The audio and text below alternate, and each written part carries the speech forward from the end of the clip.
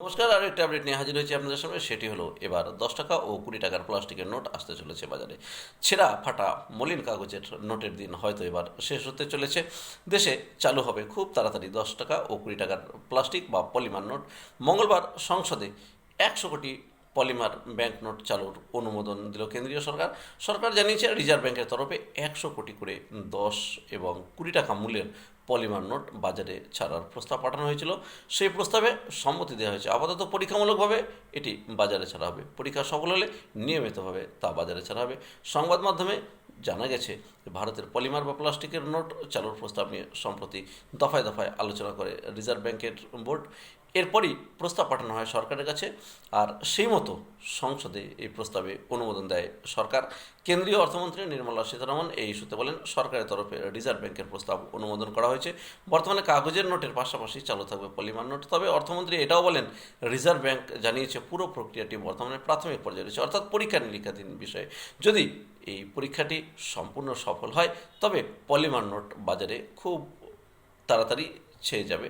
আর সে কথা বলার অপেক্ষা রাখে না যে এই পলিমার নোট বাজারে এলে ছেঁড়া ফাটা কাগজের যে নোটের প্রচলন সেটি কিন্তু ধীরে ধীরে কমে যাবে। পলিমার নোট বাজারে আনার বিষয়ে অনেকদিন ধরেই পরিকল্পনা করেছিল রিজার্ভ ব্যাংক। গত 5ই আগস্ট এই ইস্যুতে মুখ খোলেন আরবিআই গভর্নর সঞ্জয় মালহোত্রা। তিনি বলেন, এই ধরনের নোট কাগজের তুলনায় অনেক বেশি টেকসই। কিছু দেশে পলিমার নোট 30 বছরেরও বেশি সময় ধরে চলছে কোনো সমস্যা ছাড়াই।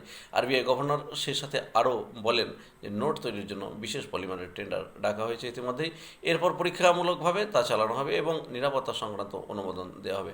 যদি সমস্ত পরিকল্পনা নির্ধারিত সময়সূচি অনুযায়ী এগোয় তবে আমাদের লক্ষ্য আগামী অর্থবর্ষের শুরুতেই এই নোটগুলির প্রচলন করা। মালহোত্রা আরও জানান, প্লাস্টিকের নোট চালু করার মোট দুটি উদ্দেশ্য। প্রথমত, বহু বছর ধরে ব্যবহার করা যায়, সহজে নষ্ট হয় না। কাগজের নোটের তুলনায় এই নোট 4 গুণ টেকসই। দ্বিতীয়ত, এই ধরনের নোট তৈরির খরচ কাগজের তুলনায় অনেকটাই কম। টেকসই হওয়ার ফলে নোট তৈরির খরচ কমবে রিজার্ভ ব্যাংকের। আবার পলিমার নোট প্লাস্টিকের মতো এক বিশেষ ধরনের কৃত্রিম উপাদান দিয়ে তৈরি।